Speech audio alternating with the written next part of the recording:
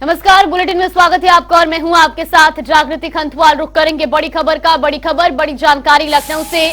UP दौरे पर राष्ट्रपति द्रौपदी मुर्मू कई कार्यक्रम में शामिल होंगी राष्ट्रपति, ये बड़ी खबर आपको बता रही। जहां वाराणसी भी जाएंगी राष्ट्रपति द्रौपदी मुर्मू, दीक्षांत समारोह में होंगी शामिल। इसके अलावा राज्यपाल, मुख्यमंत्री आज उनका स्वागत करेंगे। राजनाथ सिंह भी मौके पर मौजूद रहेंगे। महात्मा गांधी काशी विद्यापीठ में दीक्षांत समारोह का आयोजन किया जाना है, जहां राष्ट्रपति द्रौपदी मुर्मू आज शामिल होंगी। ये बड़ी खबर, बड़ी जानकारी। आज उत्तर प्रदेश दौरे पर राष्ट्रपति द्रौपदी मुर्मू। तो आपको बता दें कि आज वो कई कार्यक्रमों में शामिल होंगी और साथ ही वाराणसी दौरे पर भी जाएंगे राष्ट्रपति।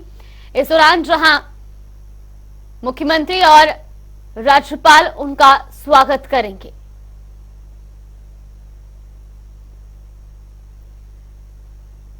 तो ये बड़ी खबर, बड़ी जानकारी आपको बता रही, जहां राष्ट्रपति द्रौपदी मुर्मू आज उत्तर प्रदेश दौरे पर हैं। इस दौरान वो वाराणसी पहुंचेंगी, जहां वो एक विश्वविद्यालय के दीक्षांत समारोह कार्यक्रम में शामिल होंगी। साथ ही आपको बता दें कि आज उनके कई कार्यक्रम भी है जहां वो शिरकत करेंगी।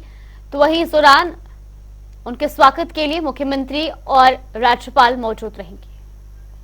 इसी खबर पर ज्यादा जानकारी के साथ हमारे सहयोगी टीएन मिश्रा हमारे साथ जुड़े। टीएन, सबसे पहले आपसे जानना चाहेंगे, द्रौपदी मुर्मू आज उत्तर प्रदेश दौरे पर है, फिलहाल क्या कुछ जानकारी सामने आ रही है, किस वक्त तक उनके पहुंचने की जानकारी मिल रही है?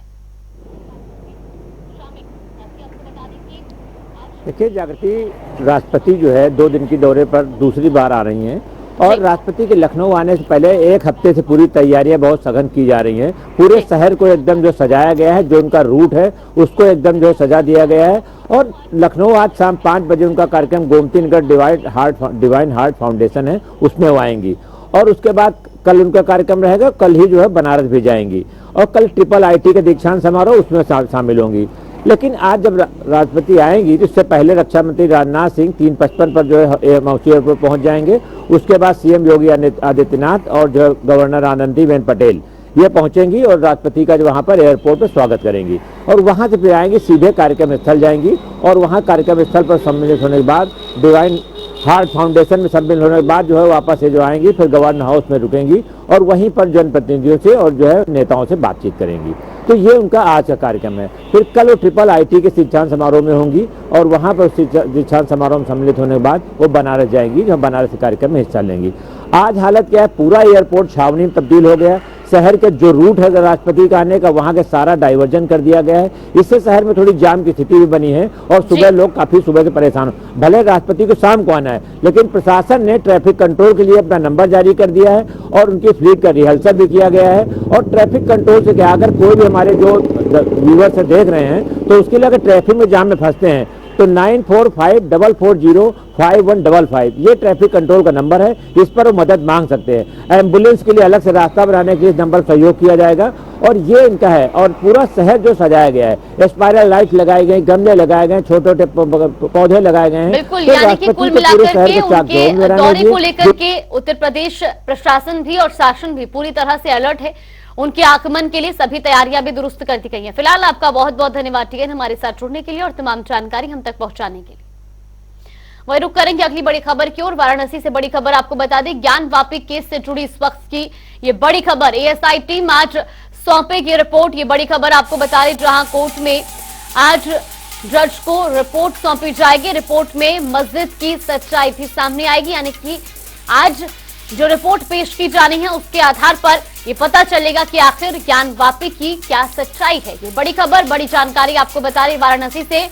रिपोर्ट में ज्ञानवापी मामले की जो पूरी स्टडी एएसआई द्वारा की गई है वो आज सौंपी जाएगी। एएसआई टीम आज अपनी रिपोर्ट सौंपेगी और कोर्ट में जिला जज को ये रिपोर्ट सौंपी जाएगी, जिसके बाद ये स्पष्ट हो जाएगा कि आखिर ज्ञानवापी की क्या सच्चाई है। ये बड़ी खबर, बड़ी जानकारी वाराणसी से।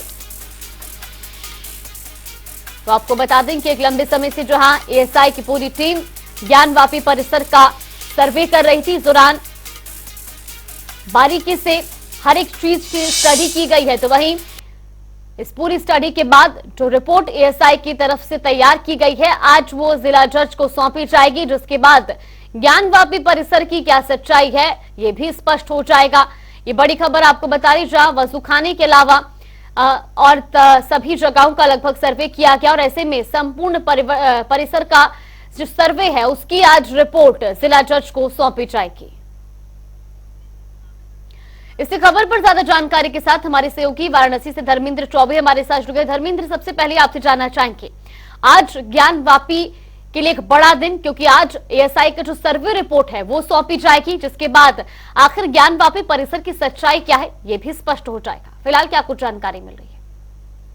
देखिए, लगभग 100 दिनों का चला ये ज्ञानवापी का सर्वे और 250 से ज्यादा एएसआई टीम, पुरातत्व की 4 टीमों ने साक्ष्य जो जुटाए हैं वो साक्ष्य के रूप में और लगभग 150 से 200 पन्ने की पेज की जो रिपोर्ट तैयार हुई है एएसआई टीम द्वारा, आज वो प्रस्तुत होनी है और लगभग 2 बजे जिला न्यायाधीश के कोर्ट में आज एएसआई टीम द्वारा जो है उसको प्रस्तुत किया जाएगा। इसके साथ साथ एएसआई टीम के डायरेक्टर आलोक त्रिपाठी और तमाम एएसआई टीम के दिग्गज अधिकारी होंगे, उनके साथ जो रिपोर्ट सबमिट की जाएगी। उसके अलावा एएसआई टीम जो 250 से ज्यादा साक्ष्यों को जुटाने की बात कही थी, लगातार 100 दिनों का जो सर्वे चला था, जो चारों दिशाओं का गुंबज परिक्षेत्र, बाहरी परिक्षेत्र का, अंदर तहखाने का, ब्यास तहखाने का, तमाम ऐसे जीपीआर और 3D टेक्नोलॉजी का इस्तेमाल करके एएसआई ज्ञानवापी का सर्वे पूरा किया गया है और कार्य पूर्ण हुआ। अब उसके बाद रिपोर्ट आने के बाद जो सिविल सूट की बात हो रही थी, लगातार जो रेवेन्यू से रिलेटेड मामले की जो अहम मुकदमा है ज्ञानवापी परिक्षेत्र का, अब वो अपनी ओर अग्रसर होगा और जो अहम बिंदु थे अब एएसआई सर्वे, आपको जागृति बताना चाहूंगा, रामलला में भी एएसआई के सर्वे काफी मायने में देखे गए थे और उसको सुप्रीम कोर्ट ने एक्सेप्ट किया था। उसके कई ऐसे तथ्य रहे जो उन बिंदुओं को देखते हुए कई ऐसे आदेश आए और कई ऐसे न्यायालय ने आदेश दिए। तो कहीं न कहीं जो एएसआई का ये आज का रिपोर्ट है, ये दोनों पक्षों के लिए काफी चीज आज सामने लेके आएगा, न्यायालय के सामने प्रस्तुत होगा। धर्मेंद्र, यहाँ पर एक बड़ा सवाल मेरा ये भी कि जिस तरीके से बताया जा रहा है कि आज एएसआई सर्वे की जो पूरी रिपोर्ट है वो सौंप दी जाएगी, उसके बाद कब तक इस पूरे मामले पर फैसला कोर्ट की तरफ से सुनाया जाएगा? क्योंकि आज एक बेहद अहम दिन दोनों पक्षों के लिए, फिर चाहे वो बात की जाए हिंदू पक्ष या मुस्लिम पक्ष के लिए, दोनों के लिए एक बेहद महत्वपूर्ण दिन है, क्योंकि 100 दिन तक ये सर्वे चला, अब रिपोर्ट पेश की जानी और इंतजार रहेगा कि आखिर कब तक इस मामले पर फैसला सुनाया जाए। देखिए, सबसे बड़ी चीज बताना चाहूंगा, क्योंकि ज्ञानवापी से रिलेटेड जो मामले हैं वो कुछ ऐसे मामले हैं जो हाईकोर्ट में भी चल रहे हैं और जो एएसआई जो पूजा का अधिकार, तमाम ऐसे जो एक मंच पे अब जिला न्यायाधीश के मंच पे मुकदमे आ चुके हैं और जो एएसआई सर्वे चल रहा था लगातार, जिसकी बात कर रही थी एएसआई टीम, हिंदू पक्ष लगातार दावा कर रहे थे, उसमें तमाम हमारे साक्ष्य ऐसे हैं। अब उस प्रोसीडिंग में न्यायालय को जो प्रोसीडिंग रुकी हुई थी, अब वो प्रोसीडिंग तेजी से बढ़ाने में न्यायालय को सहयोग मिलेगा, क्योंकि एएसआई सर्वे के बाद तमाम ऐसे साक्ष्य हैं, जो दावे हैं दोनों पक्षों के, वो अब खुलकर सामने आएंगे और एएसआई रिपोर्ट आने के बाद जो कोर्ट की स्पीड है, जो कोर्ट न्यायालय द्वारा डेट दिए जा रहे हैं, उस पर त्वरित सुनवाई की बात की जा रही है, वो अब तत्काल जो है लग रहा है ज्यादा समय नहीं लगेगा निर्णय आने में, क्योंकि एएसआई मामला एएसआई की जो रिपोर्ट सबमिट होगी उसके बाद अब न्यायालय को सुनवाई करने में सहजता होगी और कहीं न कहीं जिसका काफी दिनों से इंतजार था दोनों पक्षों को, वो चीज निकल कर सामने आ गई है। आज पेश होने के बाद अब न्यायाधीश क्या निर्णय लेंगे, इसके बाद क्या प्रोसीडिंग कितने समय का डेट देंगे और किस लेवल की अब सुनवाई होगी और उन जो 200-250 बिल्कुल धर्मेंद्र, और ऐसे में दोनों पक्षों की तरफ से मजबूत दावेदारी या कई दावे जो है वो जरूर किए जा रहे थे, लेकिन अब एएसआई की रिपोर्ट के बाद कहीं ना कहीं जो आने वाले दिनों में जल्दी स्पष्ट होगा कि आखिर किसके दावे में कितना दम है और वाकई में सच्चाई क्या है ज्ञानवापी परिसर की। फिलहाल आपका बहुत बहुत धन्यवाद। खबरों में आगे बढ़ेंगे, जहां ज्ञानवापी मामले में जिला जज की अदालत में एएसआई आज सर्वे रिपोर्ट दाखिल कर सकती है। पिछली तारीख पर कोर्ट ने रिपोर्ट दाखिल करने के लिए टीम को 10 दिन की मोहलत दी थी, जो आज पूरी हो चुकी है। रिपोर्ट देखिए।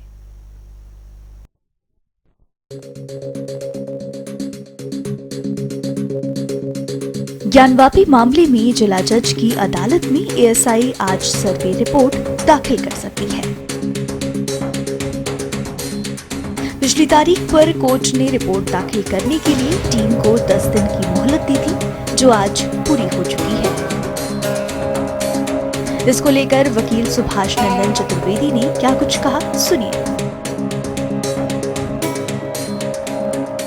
व्यास परिवार की तरफ से जो लगातार 1993 के पहले व्यास परिवार के पोजीशन में वो जो तहखाना व्यास जी का है ज्ञानवापी परिसर बैरिकेटिंग के अंदर, उसमें पूजा पाठ वगैरह ये पोजीशन यानी कि पोजीशन और स्वामित्व तो दोनों रहा है व्यास परिवार का, लेकिन 93 के बाद बैरिकेटिंग करके जो बाहर कर दिया गया था पोजीशन से, और सारे पूजा पाठ कथा वगैरह जो प्रक्रिया चलती थी धर्म से संबंधित धार्मिक प्रक्रिया, वो सारे प्रक्रिया को रोक दिया था, जिसके चलते वो तहखाना खाली पड़ा था। और चूँकि बाहर अंदर जो है न व्यास परिवार जा पाता था, न कोई अपनी विचारधारा हिंदू धर्मावलंबी जा पाता था, इसलिए आशंका था कि भाई उसको जो है कहीं विपक्षी जो है प्रतिवादी, चूँकि सर्वे के दौरान हम लोगों को लगा कि अंजुमन इंतजामिया के लोग उसको कब्जा करना चाह रहे हैं या कब्जा करने का प्रयास कर रहे हैं, तो हम लोगों ने एक सिविल सूट दाखिल किया था। माननीय जिला कोर्ट में इसकी सुनवाई चल रही थी। इस दौरान तृतीय पक्षकार, तीसरा पक्षकार बनने के लिए एक अधिवक्ता ने, जो 1991 से जिनका वाद चल रहा था, उन्होंने जो कहा कि हमें भी सुना जाए, बिना पक्षकार बनाए आप इस सुनवाई को आप पूरा नहीं कर सकते हैं, जिसमें हम लोगों ने मांग किया था कि जिलाधिकारी को तत्कालिक रूप से कोई कब्जा न करे, एक रिसीवर नियुक्त करके डीएम को रिसीवर नियुक्त किया जाए, एवं वहाँ जो है उन्हीं के अधीनस्थ में जो है सारे जो है प्रक्रिया, जो पूजा पाठ कथा वगैरह चालू कराया जाए। तो तृतीय पक्षकार बनने के लिए भाई इन्होंने अपने पक्ष को रखा, इनकी सुनवाई पूरी हो चुकी है, और तीसरा पक्षकार इनको बनाया जाए कि न बनाया जाए, इस पर फैसला जो है आज कोर्ट पुनः देगी। तो आज इस पर फैसला आना है, तो तहखाने पे भी आज फैसला आना है। एएसआई रिपोर्ट पे तो आज आएगी, रिपोर्ट दाखिल करना है, और तहखाने पे भी आज फैसला आना है। सुभाष नंदन चतुर्वेदी बताते हैं कि आज ज्ञानवापी मामले की स्थिति साफ हो सकती है। पिछले जो है 10 दिन पहले जो समय एएसआई के स्टैंडिंग काउंसिल ने जो मांगा था, जो 10 दिन का समय कोर्ट ने दिया, तो उसमें इन्होंने कहा था कि भाई हमारे तमाम जो इंस्टीट्यूट है, जहाँ जैसे हैदराबाद है, हैदराबाद से इनको जीपीआर सिस्टम का जो रिपोर्टिंग है वो आना है, तमाम जगहों से सारे ये कलेक्शन इन्होंने अपनी रिपोर्टिंग जो भी सर्वे हुआ उसको मंगा लिया है। लेकिन अब उसको स्टडी उसका चल रहा है, एनालिसिस चल रहा है, और सारे रिपोर्टों को, साक्ष्यों को कैलकुलेट करके जो है इनको एक रिपोर्ट तैयार करना है, उसमें समय इनको चाहिए था। तो कोर्ट ने 10 दिन का इनको लास्ट वार्निंग डेट दिया था, जिसमें 10 दिन का समय दिया था, और 10 दिन ये जो है समय आज जो है रिपोर्टिंग इनको करनी है। तो आज संभवतः भाई अगर कहीं कोई दिक्कत ना हो तो आज जो है एएसआई अपने पूरे सर्वे रिपोर्ट को आज कोर्ट में दाखिल करेगी। वकील ने 92 दिन चले इस सर्वे को लेकर शुरू से लेकर अब तक की जानकारी दी। जो 21 जुलाई को जो एएसआई का आदेश हुआ था, उसके बाद सुप्रीम कोर्ट ने उसको जो है डिटो किया और एएसआई सर्वे हुआ।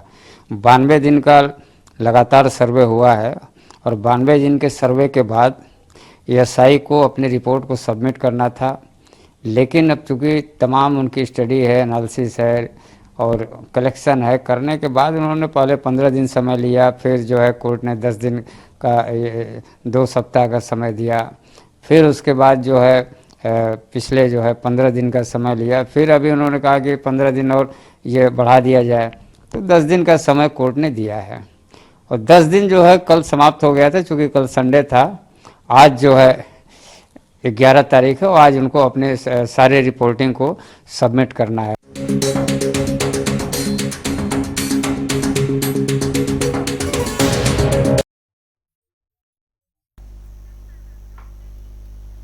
तो वहीं प्रधानमंत्री नरेंद्र मोदी विकसित भारत संकल्प यात्रा के जो कार्यक्रम को संबोधित करें, वहीं विकसित भारत 2047 वॉइस ऑफ यूथ कार्यक्रम को वो वर्चुअल माध्यम से संबोधित कर रहे हैं। क्या कुछ कह रहे हैं, सुनवाते हैं।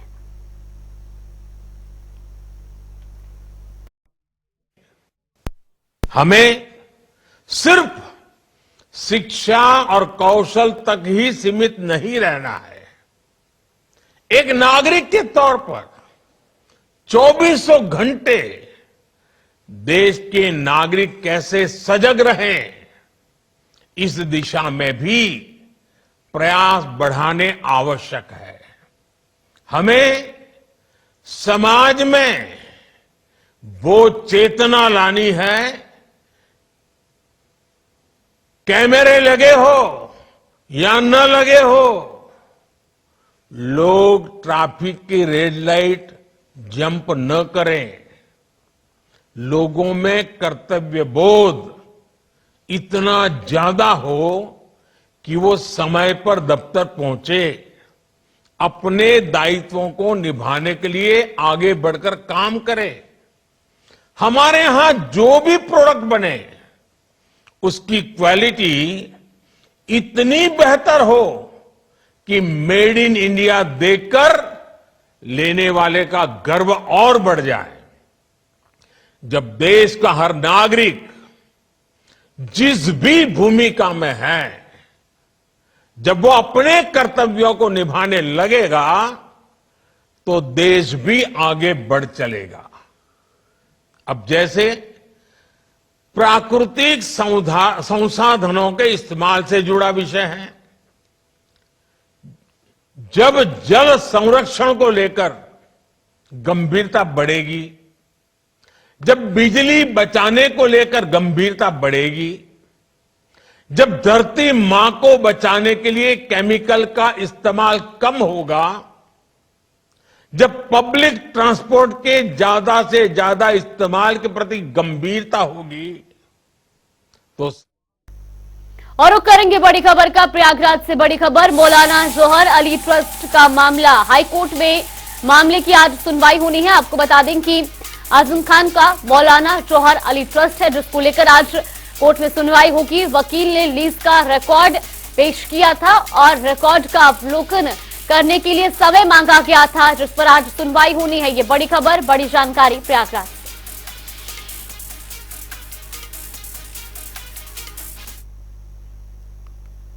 श्री राम जन्मभूमि मंदिर की प्राण प्रतिष्ठा का समय जैसे जैसे नजदीक आ रहा है, वैसे वैसे श्री राम जन्मभूमि मंदिर का निर्माण युद्ध स्तर पर आगे बढ़ रहा है। इस बीच 2 दिवसीय बैठक में शामिल होने के लिए आए निर्माण समिति के अध्यक्ष नृपेंद्र मिश्रा ने निर्माण कार्यों का निरीक्षण किया। देखिए रिपोर्ट।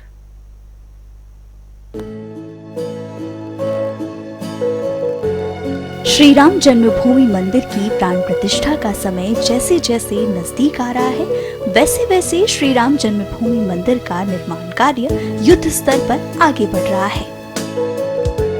इस बीच 2 दिवसीय बैठक में शामिल होने के लिए आए निर्माण समिति के अध्यक्ष नृपेंद्र मिश्र ने निर्माण कार्यों का निरीक्षण किया। उन्होंने इस संबंध में जानकारी देते हुए कहा कि 22 जनवरी को होने जा रही रामलला की प्राण प्रतिष्ठा की पूरी तैयारी है। उन्हें पूरी उम्मीद है कि कार्यक्रम व्यवस्था के अनुकूल संपन्न होगा। अयोध्या में जो भगवान राम मंदिर का निर्माण हो रहा है, उसकी प्रगति समीक्षा की जा रही है और अब तक की समीक्षा से हम आश्वस्त हैं कि 22 जनवरी को जो कार्यक्रम है प्राण प्रतिष्ठा का, वह सही और पूर्ण रूप से और एक जो व्यवस्था के अनुकूल हो सकेगा।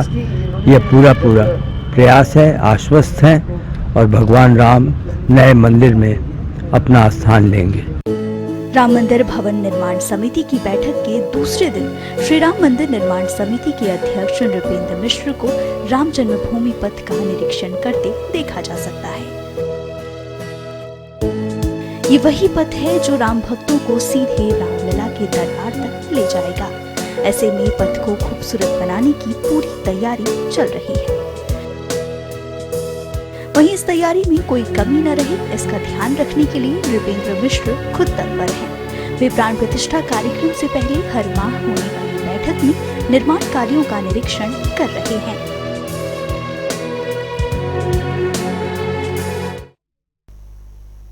अब रुक करेंगे 2 मिनट में 10 खबरों का। कानपुर देहात में तेज रफ्तार का कहर, बाल बाल बचा मासूम। तेज रफ्तार ट्रैक्टर घर में चढ़ा, घटना घर के बाहर लगे सीसीटीवी कैमरे में हुई कैद। आगरा में महिलाओं ने पुलिस के ऊपर की पुष्प वर्षा। हत्या के मामले में महज 24 घंटे में अनावरण करने पर पुलिस का सम्मान। क्षेत्रीय जनता ने पुलिस का किया सम्मान। आजमगढ़ में ऑपरेशन लंगड़ा जारी। दुष्कर्म का आरोपी पुलिस मुठभेड़ में घायल। मुखबिर की सूचना पर पकड़ा गया अभियुक्त आशीष। कानपुर देहात में एक बार फिर तेज रफ्तार का कहर। कार ने 2 ग्रामीणों को मारी जोरदार टक्कर। हादसे में एक की मौत, एक गंभीर रूप से घायल। मौके पर पहुंची पुलिस ने मामले में कार्रवाई की शुरू। लखनऊ में वित्त एवं संसदीय कार्य मंत्री सुरेश खन्ना ने काफिले गाड़ी से टकराई। रॉन्ग साइड से आ रही तेज रफ्तार कार ने काफिले की गाड़ी में मारी टक्कर। हादसे में मंत्री के अडली समेत 2 लोग घायल। गाजियाबाद के मोहित पांडे बनेंगे राम मंदिर के पुजारी। मोहित पांडे ने दूधेश्वर नाथ विद्यापीठ में सामवेद की शिक्षा ग्रहण की। 6 माह प्रशिक्षण के बाद मोहित पांडे होंगे नियुक्त। 3000 पुजारियों में से 20 का हुआ चयन। आजमगढ़ में ढाबे पर मारपीट की घटना का वीडियो सीसीटीवी में हुआ कैद। इस मामले को लेकर पुलिस ने मुकदमा दर्ज कर शुरू की कार्रवाई। आगरा में कड़ाके की ठंड में नहीं है कोई सरकारी इंतजाम। गरीब और असहाय लोग ठंड में ठिठुरने को मजबूर। रैन बसेरे और अलाव की नहीं कोई व्यवस्था। आगरा में सरिया और सीमेंट कारोबारी पर बदमाशों ने बोला धावा। हमलावरों ने कारोबारी निखिल अग्रवाल को किया घायल। लूट और जान से मारने की नियत में 2 गोदाम में घुसे थे बदमाश। सहारनपुर में भाई ने बहन को उतारा मौत के घाट। भाई के मना करने पर भी युवती घर में बैठी फोन पर कर रही थी बात। गुस्साए भाई ने गोली मारकर बहन की हत्या। चलिए बुलेटिन में फिलहाल के लिए बस इतना ही। यहाँ पे रुकते हैं एक छोटे से ब्रेक के लिए।